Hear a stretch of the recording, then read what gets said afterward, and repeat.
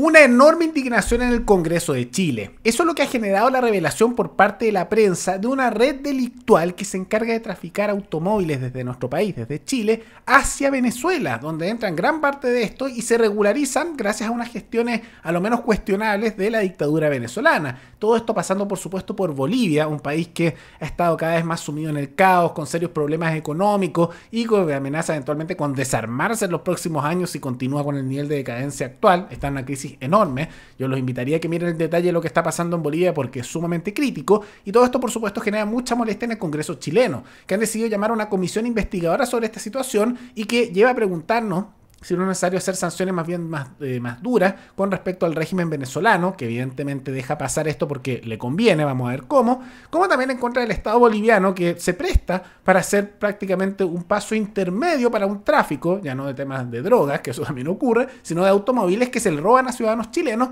para beneficio de aquellos que los quieren ilegalmente en Venezuela.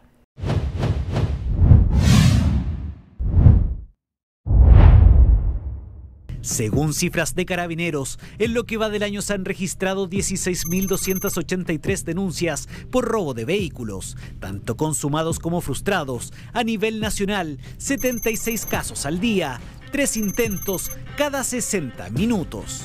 Hay vehículos que se roban para cometer otros delitos, hay delitos vinculados a robo de vehículos para poder modificarlos, blanquearlos y poder revenderlos, digamos, en otros mercados.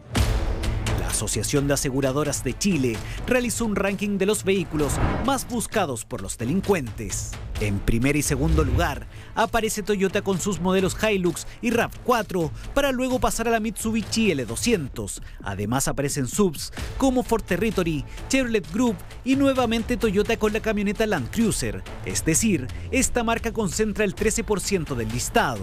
¿Existe una razón detrás? Hay un mercado negro específico fuera de Chile.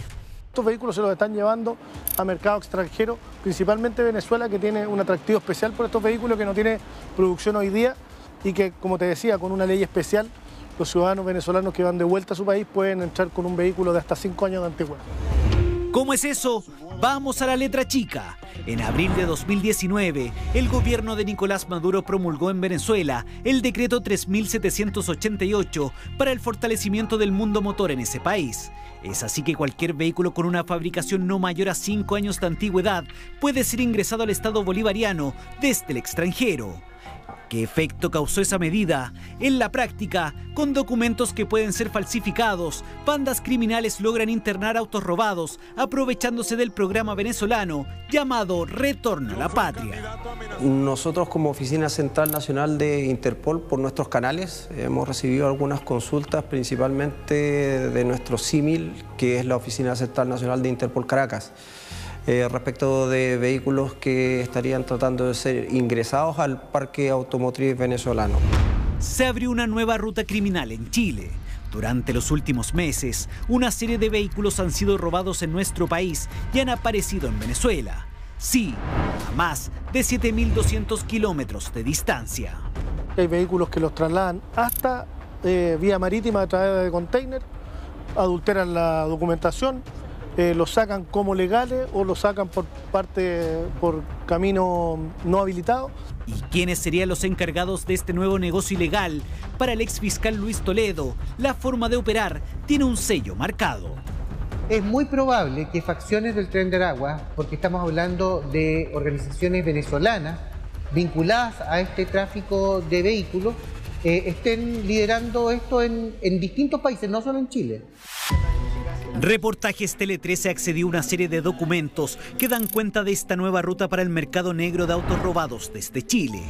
Por años los vehículos que eran sacados del país cruzaban por pasos no habilitados hacia Bolivia, siendo la zona de San Pedro de Atacama una de las favoritas. Hoy eso cambió. Lugares como Yahue o incluso Colchane, por su cercanía con Uyuni, pasaron a liderar las preferencias para las bandas que ya al otro lado de la cordillera comienzan la preparación de los automóviles. Generalmente son empresas productivas las que son víctimas de estos delitos de robo, y finalmente con vehículos falsificados, por así decirlo, en su número de chasis o VIN, los venden en Venezuela y los lavan de esa manera. Pero aprovechan de llevar armas, drogas, En definitiva, estamos hablando de un tráfico internacional de distintos bienes. Ya con algunas modificaciones como el cambio de patentes, pueden pasar por Argentina o derechamente cruzar por Brasil. Aquí la ruta sería Mato Grosso, luego Boa Vista, para finalizar en el estado de Bolívar. Como usted señala, sería una nueva ruta y una nueva modalidad delictiva. Porque aquí hay que hacer la diferencia tal vez de los vehículos que normalmente son destinados para el mercado boliviano, donde a lo mejor hay una transacción relacionada al narcotráfico, ¿cierto? Un cambio de un vehículo por droga. Aquí a lo mejor habría una figura distinta que sería un tipo de fraude utilizando a las aseguradoras. Justamente, un vehículo que en el mercado nacional cuesta cerca de 20 millones de pesos, en Venezuela puede llegar a los $80.000 en el mercado negro. Pero el robo no es la única fórmula para estas bandas criminales, ya que también pueden comprar los automóviles, contratar un seguro y luego cobrar por una supuesta denuncia por sustracción. Y por último, una de las más utilizadas es arrendar una camioneta para luego llevarla a Venezuela. Costo mínimo, ganancia millonaria. Bueno, ellos solamente están hablando de un ingreso irregular de estos vehículos que eventualmente podrían ser asociados a algún tipo de fraude acá en Chile a través de aseguradoras. Sin embargo, no han sido muchos los casos a través de los canales formales de Interpol, pero sí hemos ya tenido noticias. Nuevos caminos que preocupan en las autoridades y que abren el debate sobre la permeabilidad de las fronteras en nuestro país. Claramente esto es parte, o sea, la frontera es un esfuerzo, pero hay que hacer esfuerzos anteriores para que en este recorrido nosotros vayamos encontrando qué es lo que se ha hecho ahora y son los operativos exitosos están principalmente vinculados a eso, que es el detectar antes que lleguen a la zona fronteriza que, como tú bien dices, tiene muchas vulnerabilidades todavía.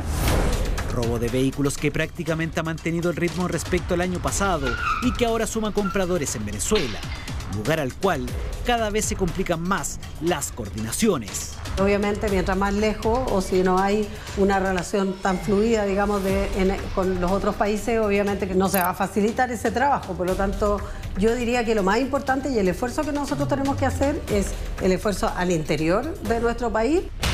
El conocido contrabando de autos robados con dirección a Bolivia, llamados popularmente chuteros, hoy suma un singular camino para el crimen organizado. Ahora, esto es lo que ha generado tanta molestia al interior del Congreso chileno, con justa razón. Esto fue impulsado por el diputado Rubén Oyarzo, que recordemos que originalmente era el Partido de la Gente y ahora es del Partido Radical, se fue más bien a la coalición de lo que son del oficialismo, ¿no? Pero dentro de eso se hace una investigación por esta materia. Ahora, esto no es algo nuevo, lamentablemente pasa hace mucho tiempo y lo que ocurría mucho, y por años, era que se hacía mucho robo a chilenos y estos autos robados se iban a Bolivia, donde lo compraban bolivianos y los regularizaban. Entonces el Estado boliviano ha dejado pasar esto hace un buen tiempo, pero lo que estamos viendo, como vieron ahí en la investigación, es que se roban a chilenos sus autos, se los llevan a Bolivia, donde los trafican, y de ahí los transportan directamente a Venezuela, donde, gracias a unas modificaciones legales que hizo la dictadura venezolana, ahora autos que ingresan al extranjero, incluso con papeles falsificados o con datos que son a lo menos cuestionables, y es evidente que lo son, los regularizan y entonces los legalizan como si nada y los venden allá. Entonces ese es el negocio, los roban aquí, se los llevan a Bolivia, pagan alguna comisión de por medio y después los venden allá más bajo del precio que lo que costaron aquí originalmente, por supuesto, y de todas maneras se llevan una gran utilidad porque no compraron los autos, se los están robando. ¿Se dan cuenta? Esto es todo, por supuesto, asociado al narcotráfico, porque también se sospecha que grupos narcos como el Tren de Aragua son los que están desarrollando estas operaciones de robo sistemático a ciudadanos chilenos para después venderlo en su país de origen, porque ahí viene el Tren de Aragua, Venezuela, a un precio mucho más bajo, para utilidad por supuesto de ellos y beneficio de la población venezolana allá, que consigue autos mucho más bajos de precio, porque los consiguieron robados, ¿no?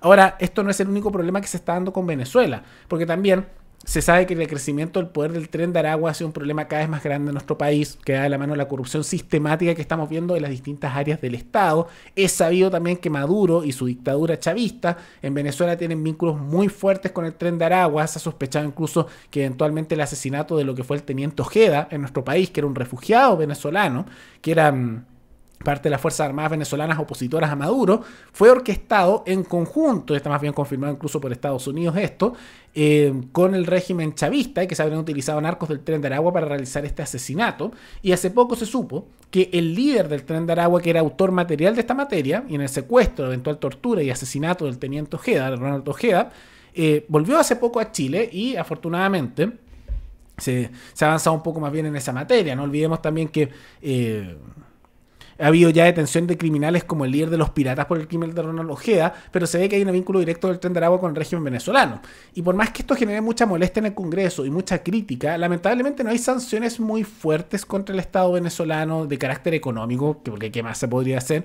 Simplemente parece haber palabras duras por parte de la administración de Gabriel Boric, incluso por el Congreso, pero no se va más allá, como algún tipo de embargo o sanción comercial de algún tipo, que podría tener un efecto real, tomando en cuenta la gran cantidad de inmigrantes, ya sean legales o la mayoría ilegales venezolanos que hay en nuestro país, y que por lo tanto este tipo de sanciones podrían tener un efecto muy duro y que le golpeara fuerte a la dictadura venezolana. Y que no sería simplemente por un tema de, por afectarlos porque sí, sino simplemente como una sanción, como consecuencia de todas estas actividades delictuales que están prácticamente siendo blanqueadas por la dictadura venezolana y que están afectando directamente al ciudadano común y corriente chileno. Entonces es algo que se vuelve más bien esencial, necesario. Esperemos que esta molestia en el Congreso, que ha llevado a una comisión investigadora, se traduzca en algo más. Porque lo que temo, y que ocurre generalmente con nuestros estimados y honorables políticos, es que les encanta hacer estas comisiones, les encanta dar discursos de que esto está mal, que esto es terrible, que se quejan, muy mal, pero después en la práctica, nada. En la práctica,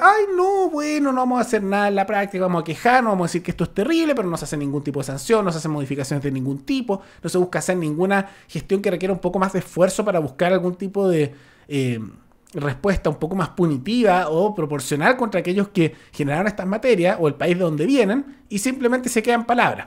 Y si queremos hacer cambios para que esto no siga repitiéndose y por lo mismo no afecte a la población local, hay que buscar sanciones duras, tanto contra los grupos criminales que lo hacen, con sanciones bien punitivas a nivel local, pero también en contra del país de origen, donde están blanqueando esta delincuencia, que es Venezuela, que ya tiene otros casos bastante directos de intervenir en nuestro país.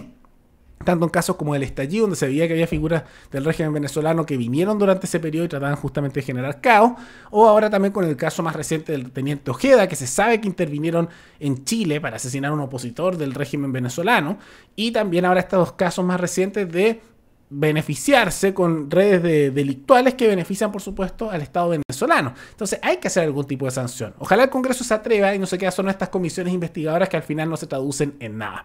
Pero más allá de todo eso, ¿qué les parece esta molestia del Congreso en contra de estos grupos delictuales y también de la dictadura venezolana por esta nueva red de tráfico de autos y robos que se están haciendo a los ciudadanos chilenos? ¿Habrá algún tipo de respuesta o se quedará en la nada? Todo eso coméntenlo abajo. Y antes de terminar, quisiera recordarles que les voy a recomendar algún tema, alguna noticia, tanto de Chile como de otros países del mundo, para otro video. Nos veremos en el siguiente programa. Hasta luego.